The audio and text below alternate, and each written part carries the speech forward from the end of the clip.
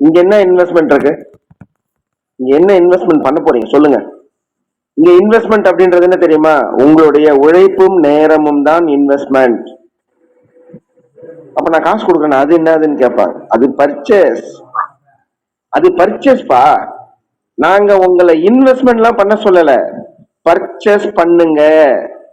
ஒரு முறை பர்ச்சேஸ் பண்ணி பாருங்க, யூஸ் பண்ணி பாருங்க, நல்லா இருக்கா இல்லையான்னு செக் பண்ணி பாருங்க, எத்தனை நாள்ல டெலிவரி வருதுன்னு வெயிட் பண்ணி பாருங்க.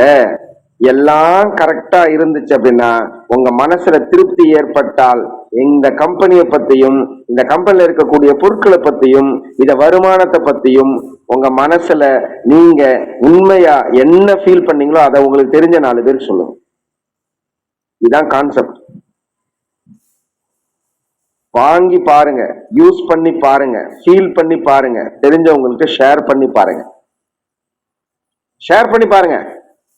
நாங்கெல்லாம் ஷேர் பண்ணி பார்த்தோம், நல்லா இருக்கு, அவ்வளோ கஸ்டமர்ஸ் வந்திருக்காங்க, இவ்வளோ வருமானம் வருது, நிறைய வருமானம், வாரம் வருமானம்.